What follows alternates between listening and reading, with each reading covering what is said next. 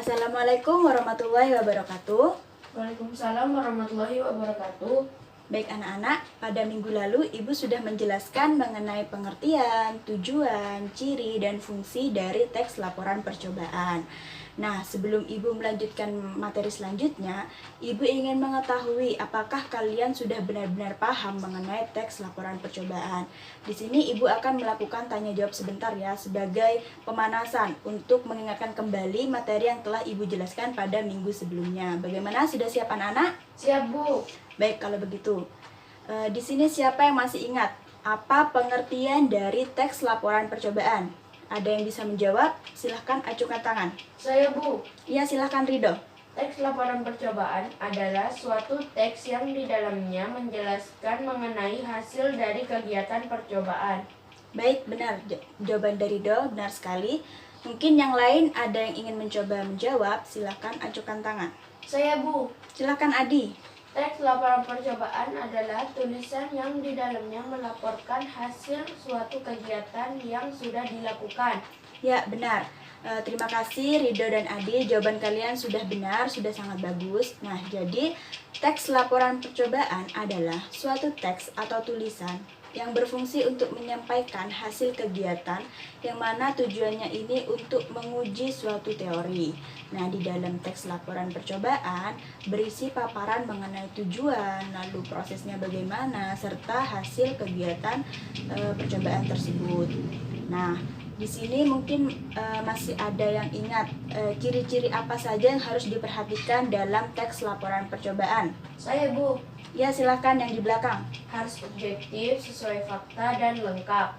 Ya, benar sekali, bagus jawabannya. Nah, jadi ciri-ciri yang harus diperhatikan yaitu yang pertama harus objektif, yang mana kita harus menyatakan keadaan yang sebenarnya. Jadi, jika hipotesisnya tidak sesuai dengan hasil kegiatan percobaan yang sudah kita lakukan, kita harus tetap menyampaikan hasil kegiatan percobaan tersebut sesuai dengan keadaan yang sebenarnya. Lalu, ciri yang kedua yaitu berupa fakta. Nah, harus sudah pasti. Jadi, informasi yang dituliskan di dalam teks laporan percobaan yaitu harus pasti dan benar-benar telah kita lakukan. Dan ciri yang ketiga yaitu harus lengkap. Mengapa? Karena supaya pembaca nantinya bisa mendapatkan informasi secara utuh dan juga dapat bermanfaat bagi si pembaca teks laporan percobaan tersebut. Seperti itu ya. Nah, di sini yang terakhir, ada yang masih ingat? Ibu minta tolong jelaskan fungsi dari teks laporan percobaan. Coba siapa yang bisa acukan tangan? Saya, Bu. Ya, silahkan Ridho. 1. Sebagai informasi, karena dengan adanya teks laporan percobaan, kita dapat mencari informasi sesuai dengan apa yang kita perlukan. 2. Bukti. Dengan adanya teks laporan percobaan, menjadi bukti bahwa kita benar-benar melakukan percobaan tersebut. 3. Dokumentasi. Supaya apa yang telah kita lakukan tidak hilang ketika diperlukan, kita dapat mendokumentasikannya. 4. Pemecahan masalah. Dengan teks laporan percobaan dapat memecahkan suatu masalah dengan melakukan suatu percobaan dan kita mengetahui hasil dari kegiatan percobaan tersebut. Kita dapat memecahkan masalah. 5. Bertanggung-jawaban merupakan bentuk tanggung jawab kita bahwa kita telah melakukan suatu percobaan yang telah ditugaskan. Ya, jawaban yang sangat tepat sekali. Tepuk tangan dulu untuk Ridho. Nah, baik, terima kasih Ridho. Ibu rasa kalian semua sudah paham ya mengenai teks laporan percobaan. Nah, sekarang Ibu akan membentuk kalian menjadi beberapa kelompok, yang mana nanti masing-masing kelompok terdiri dari 5 anggota kelompok ya. Ibu minta tolong kepada ketua kelas untuk membagi kelompok terlebih dahulu.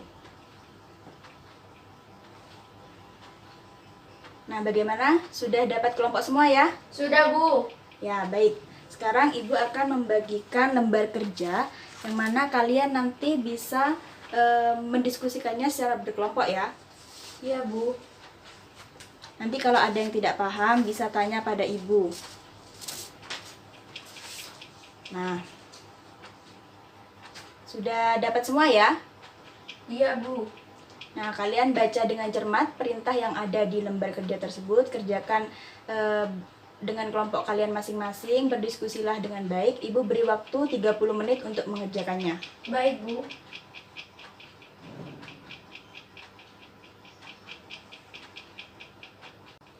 Nah, bagaimana sudah bisa semua ya mengidentifikasi informasi dari teks laporan percobaan? Bisa, Bu. Alhamdulillah. Yuk tepuk tangan dulu untuk kita semua.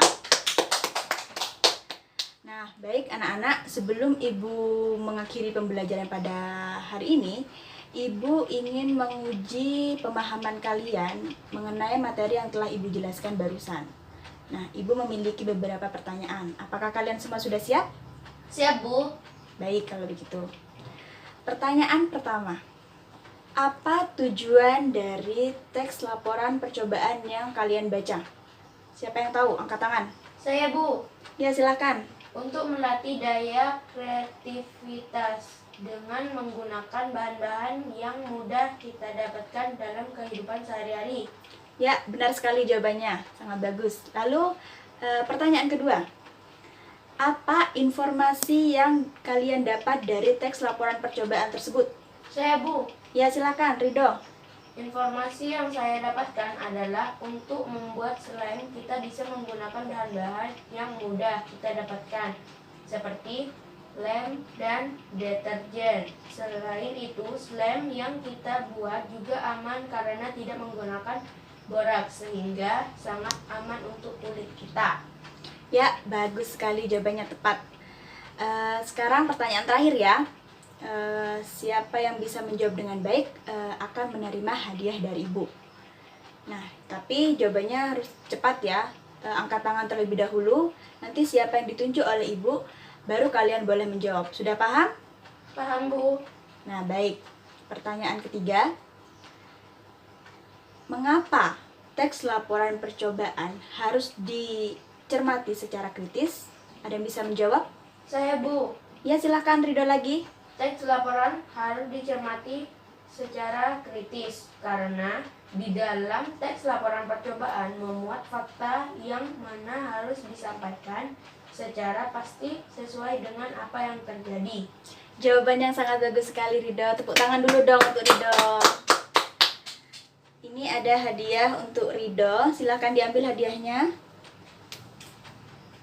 Nah, jadi mengapa teks laporan percobaan harus dicermati secara kritis? Karena di dalam teks laporan percobaan itu memuat fakta yang mana digunakan sebagai bukti yang kuat untuk membuktikan kepada pembaca, meyakinkan pembaca mengenai teks laporan percobaan yang telah kita lakukan seperti itu. Nah, baik anak-anak, sekian dulu dari Ibu. Mungkin apa yang kita pelajari pada hari ini bisa bermanfaat bagi kita semua ya. Ibu akhiri, Assalamualaikum warahmatullahi wabarakatuh. Waalaikumsalam warahmatullahi wabarakatuh.